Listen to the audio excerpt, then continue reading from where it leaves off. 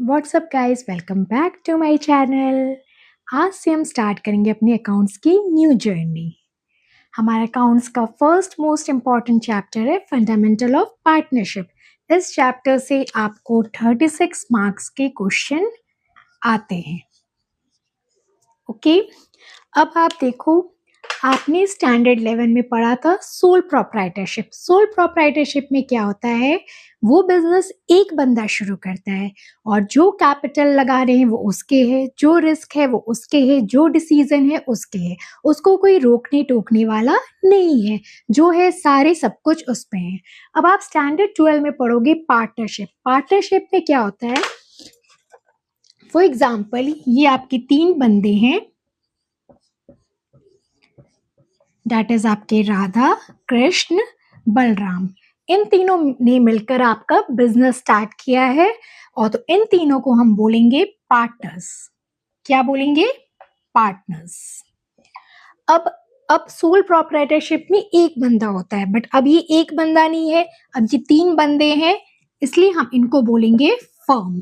Firm क्यों बोलेंगे? क्योंकि आपके सोल प्रोप्राइटरशिप में एक बंदा होता था, बट अब आपके ये पार्टनरशिप बिजनेस हो गए हैं, तो इसमें आप आगे पढ़ाऊंगी मैं आपको 2 और मोर पार्टनर्स होते हैं, तो आपके इसमें 3 बंदे, इसलिए इनको हम कलेक्टिवली फर्म बोलेंगे। ठीक है, अब जैसे आप सोल प्रोप्राइटरशिप आपने बिजनेस स्टार्ट करते हो तो आप नाम देते हो, उसी तरह आप यहाँ पार्टनरशिप बिजनेस में भी स्टार्ट करोगे तो आपको नाम देना होगा। फॉर एग्जाम्पल मैंने आपको नाम दे दिया चाय वाला। कैसा लगा आप सबको नाम? ये चाय वाला को हम बोलेंगे firm name. Okay, now definition of partnership. According to Section 4 of Partnership Act, with Section 4 of Partnership Act 1932, partnership is the relation between persons who have agreed to share the profit of the business carried on by all or any of them acting for all. अब इस definition का meaning क्या हुआ? Partnership क्या होता है? एक relation होता है बिटवीन द पर्संस जिन्होंने मिलके बिजनेस स्टार्ट किया है, जो एग्री किए हैं कि वो अपना प्रॉफिट एंड लॉस अपने बिजनेस का शेयर करेंगे, and the most important thing carried on by all or any of them acting for all. इस लाइन की मीनिंग क्या हुई? इस लाइन की मीनिंग की हुई, जैसे फॉर एग्जाम्पल मैंने आपको दिया था राधा, कृष्ण, बलराम, इन तीनों ने मिलकर बिजनेस स्टार्ट किया है। अब फॉर एग्जाम्पल अगर बलराम छुट्टी पे गए हैं तो उनके बिहाफ में राधा कृष्ण उनका बिजनेस संभाल रहे हैं। That's the meaning of carried on by all or any of them acting for all. Clear हो गया आप सबको? Now the next topic is आपके features of partnership. First feature आपके क्या है? आपकी पार्टनरशिप बिजनेस में 2 और मोर पर्सन होने चाहिए। मिनिमम 2 होने चाहिए एंड मैक्सिमम 50 होने चाहिए। नाउ फॉर एग्जाम्पल मैं आपको इसमें देती हूं, अगर आपके 51 पार्टनर्स हुए फर्म में, ठीक है, तो ये आपके वैलिड है और इनवैलिड है।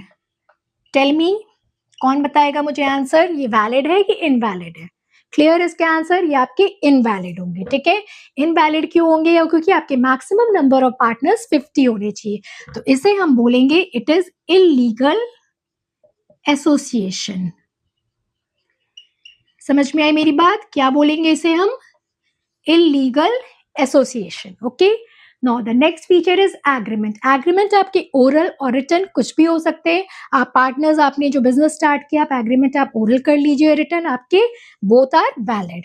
Now third feature is must carry lawful business. इसको ध्यान से समझिए, लॉफुल बिजनेस क्या होता है? ठीक है, फॉर एग्जाम्पल लाइक आपके पास बाइक है 1 लाख रुपीज की, ठीक है, आपने अपने फ्रेंड को सोल्ड कर दी 1,50,000 में, ठीक है, तो आपको प्रॉफिट हो गई, आप खुश हो गए। कितने की प्रॉफिट हुई? 50,000 की, ठीक है, तो क्या आप इसे लॉफुल बिजनेस बोलेंगे? टेल मी, नहीं बोलेंगे। क्यों? क्योंकि लॉफुल बिजनेस वो होते हैं जो कि रेगुलरली चलते हैं, आपके हमेशा चलते हैं, और ये तो आपने एक ही बार ट्रांजैक्शन किया, ठीक है, ये क्या हुआ? Single transaction. इसे क्या बोलेंगे आप? Single transaction. देयरफॉर ये लॉफुल बिजनेस नहीं है आपके, ये आपके लॉफुल बिजनेस नहीं है। समझ में आई? Next is your sharing of profit. Okay, next है business carried on by all or any of them acting for all. ये जब मैंने आपको डेफिनेशन ऑफ पार्टनरशिप का समझाया था तब बता दिया था विद एग्जांपल, जैसे राधा कृष्ण बलराम ये 3 बिजनेस संभाल रहे हैं, तो अगर आपकी बलराम छुट्टी पे गए तो उनके बिहाफ में राधा कृष्ण अपना बिजनेस संभाल रहे, कोई प्रॉब्लम नहीं है। Next is relationship of principal and agent. Relationship of principal and agent, इसका मतलब है एक दूसरे की बात माननी होगी। अगर आपका बिजनेस है तो ऐसा नहीं है कि बस राधा का चलेंगे या कृष्ण का चलेंगे, आपको बलराम की भी बात माननी होगी। मतलब आप जो भी डिसीजन लेंगे बिजनेस में आपको एक दूसरे से डिस्कस करके करना होगा, सिर्फ एक के डिसीजन नहीं चलेंगे। इसको हम प्रॉपर वर्ड में आपको बोलेंगे म्यूचुअल कंसर्न। ठीक है, क्या बोलेंगे? Mutual concern. Now the last and the most important feature is no separate existence. Mark कर लीजिए, इट्स वेरी इंपॉर्टेंट, इससे आपके क्वेश्चंस आते हैं एग्जाम में।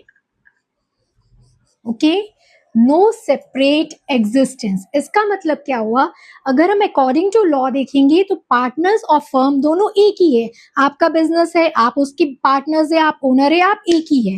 बट अकॉर्डिंग टू अकाउंटेंट देखेंगे तो पार्टनर्स और फर्म दोनों अलग अलग है। आपका बिजनेस अलग है और आप ओनर जो है आप अलग है, दोनों को एक नहीं मानते। अब आगे मैं आपको इसका क्वेश्चन दूंगी तो आपको और क्लियरली समझ में आ जाएगा। Now see the important question, इसमें क्या बोला जा रहा है आपको?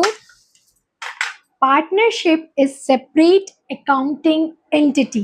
Now focus on this word. According to accounts मैंने क्या कहा था कि आपके पार्टनर्स और आपकी फर्म दोनों एक है कि दोनों अलग है? मैंने क्या कहा था? दोनों अलग है। तो इसमें क्या बोला गया है कि सेपरेट अकाउंटिंग एंटिटी। तो ये आपका ट्रू होगा कि फॉल्स होगा? ये ट्रू होगा। Now the next one, partnership is separate legal entity. Separate legal entity. अब according to law मैंने आपको क्या कहा था? लॉ क्या समझता है कि दोनों एक है, और इसमें बोला जा रहा है कि ये सेपरेट है, तो ये क्या होगा आपका? फॉल्स होगा। समझ में आई मेरी बात? आप बोलो तो मैं इसको एक बार फिर से समझा देती हूँ। फर्स्ट पॉइंट में बोला गया partnership is separate accounting entity, तो मैंने अकॉर्डिंग टू अकाउंटेंट क्या कहा था कि दोनों अलग है, तो यहाँ सेपरेट बोला गया इसलिए ट्रू है। और अकॉर्डिंग टू लॉ मैंने क्या कहा था? दोनों एक है, और यहाँ बोला गया कि सेपरेट है, दैट्स व्हाई ये फॉल्स है। So it's very important question, mark it as important question. Next topic है राइट्स ऑफ पार्टनर्स। मीन्स आपके पार्टनरशिप फर्म में पार्टनर्स के क्या क्या राइट्स है? First of all is to participate in management of business. To participate in management of business मतलब कि आपके बिजनेस की जो डेली एक्टिविटीज है, फॉर एग्जांपल किस वेंडर से आपको गुड्स खरीदना है, किससे नहीं है, जो भी बिजनेस की डेली एक्टिविटीज है उसमें पार्टिसिपेट करना। Second is to be consulted about business matter. To be consulted मतलब फॉर एग्जाम्पल लाइक आपकी पार्टनरशिप फर्म में आपको लोन चाहिए, तो आप एक दूसरे पार्टनर एक दूसरे से डिस्कस करेंगे कि किस बैंक से हमें लोन लेना है, किससे नहीं लेना है। Next is to inspect books of account. Inspect books of account means to check. You have partners के पास ये राइट है कि आप अपने बुक्स ऑफ अकाउंट्स चेक कर सकते हैं। Next is to share profit and loss, ये आप सबको पता ही है। Next is to disallow admission of new partners, like कोई न्यू बंदा आया है, ठीक है, और अगर आपकी मर्जी नहीं है तो आप अलाउ नहीं कर सकते, आप मना कर सकते हैं मुझे इस बंदे को अपने पार्टनरशिप फर्म में नहीं लेना है। लाइक आपके फर्म में 3 पार्टनर्स हैं, राधा कृष्ण बलराम, ठीक है। अब यहाँ पे आए आपके हनुमान जी, उन्होंने कहा कि मुझे एडमिशन चाहिए, तो यहाँ पे क्या हुआ? आपके राधा कृष्ण ये एग्री है, ठीक है, बट बलराम ये डिसएग्री है, ये बोलते हैं कि नहीं मैं हनुमान जी को एडमिशन नहीं दूंगा। अब आप बताइए कि ये हनुमान जी की एडमिशन हो सकती है कि नहीं हो सकती है? नहीं हो सकती। क्यों? क्योंकि आपके एडमिशन ऑफ न्यू पार्टनर्स के लिए 100% पार्टनर्स एग्री होने चाहिए। सिर्फ एक पार्टनर्स के एग्री होने से और एक पार्टनर्स के नहीं एग्री होने से काम नहीं चलेगा। यहाँ आपकी राधा कृष्ण तैयार है बट आपके बलराम तैयार नहीं है, तो हनुमान जी की एंट्री एडमिशन नहीं हो सकती है, इसलिए हनुमान जी की एडमिशन नहीं हो सकती। ये क्लियर हो गया? So you have right to disallow admission of new partners. 2 बंदे तैयार है बट अगर थर्ड बंदा तैयार नहीं है तो आपके न्यू पार्टनर्स की एडमिशन नहीं होना है। Next is to retire from firm after giving notice. अगर अब आपको पार्टनरशिप फर्म में रहने का मन नहीं है तो आप रिटायर कर सकते हैं, बस एक नोटिस दे दीजिए। And the last is to receive interest on loan. For example जैसे अब आपके पार्टनरशिप फर्म को लोन चाहिए तो एज पार्टनर अब आप लोन दे दीजिए और रिटर्न में आप इंटरेस्ट लेने का आपको राइट बिल्कुल है। सो दीज ऑल, ये है आपके सारे राइट्स ऑफ पार्टनर्स। अब बच्चों हम आते हैं अपने नेक्स्ट टॉपिक पे, that is partnership deed. Partnership deed क्या होती है आपकी? डीड मीन्स आप बोल सकते हो एग्रीमेंट, ठीक है। It is a written document containing details of partnership by mutual concern. मतलब क्या होता है? पार्टनरशिप डीड एक रिटन एग्रीमेंट होता है जिसमें आपने पार्टनरशिप बिजनेस जो स्टार्ट किया उसके बारे में डिटेल्स दिया रहता है कि आपने कैसे स्टार्ट किया, आपके पार्टनर्स के नेम क्या है, etcetera, bye mutual concern. Mutual concern मतलब एक दूसरे के साथ अच्छे से डिस्कस करके, एक दूसरे के साथ अच्छे से रेडी होके।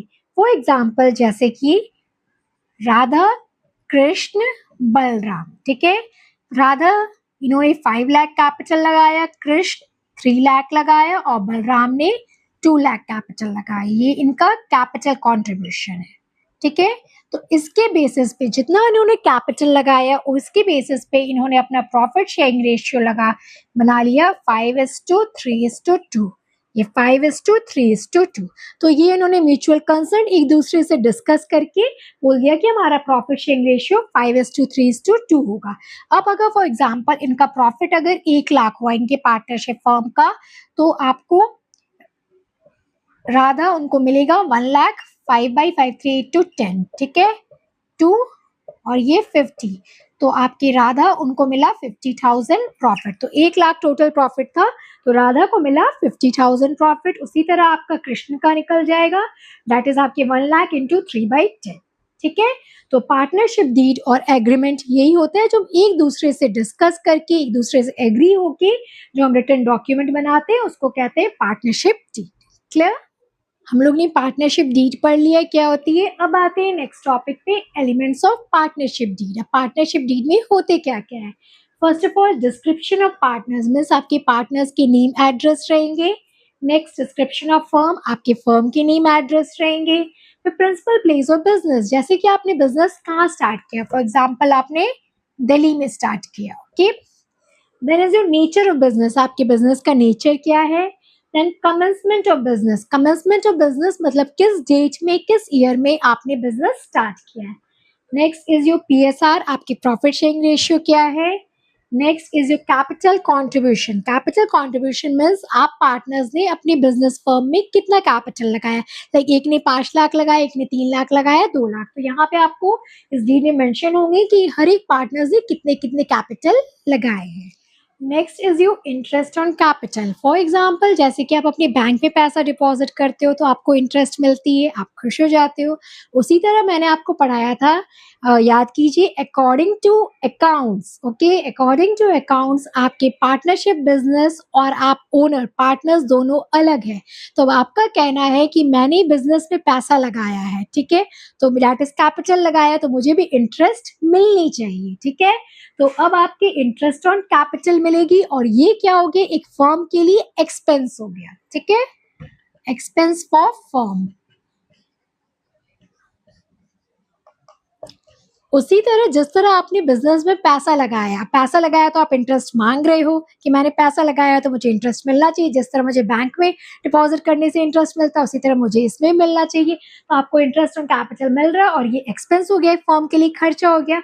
उसी तरह next interest on drawing, interest on drawing, अब आपने पैसा लगाया, अब आपको कभी जरूरत पड़ी, आपने पैसा विड्रॉ किया, तो विड्रॉ किया, अब फर्म बोल रहा है कि अब आप पैसा विड्रॉ कर रहे हो पार्टनर्स, तो आपको इंटरेस्ट देना पड़ेगा। तो आप इंटरेस्ट दोगे तो ये क्या हो जाएगा, इनकम हो जाएगा फर्म के लिए,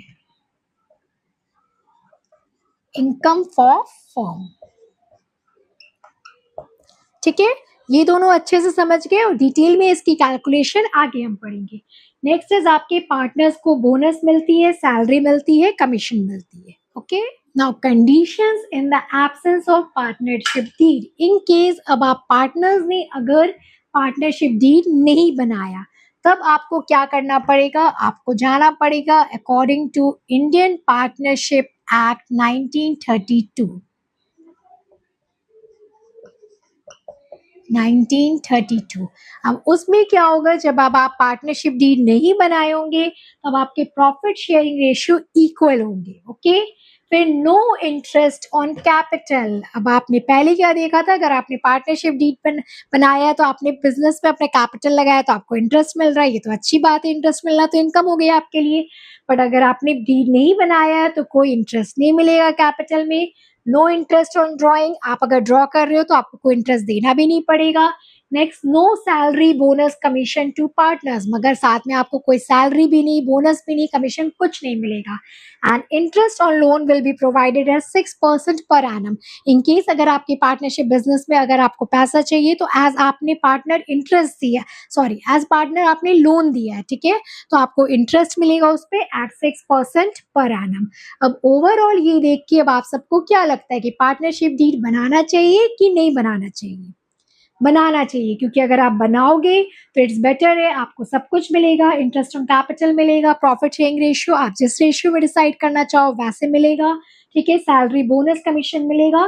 तो ओवरऑल हम देखें तो हमें पार्टनरशिप डीड बनाना चाहिए। अब हमने पार्टनरशिप डीड के बारे में इतना पढ़ा है कि पार्टनरशिप डीड होता क्या है, उसके एलिमेंट्स क्या क्या होते हैं, और पार्टनरशिप डीड नहीं बनता है तो क्या क्या होता है। अब इतना पढ़ के आपको समझ में आ गया होगा कि पार्टनरशिप डीड इज इम्पॉर्टेंट, उसको हमें बना लेना चाहिए। तो importance of partnership deed, first, regulate rights and duties of each partners and avoid any misunderstanding among them, ठीक है।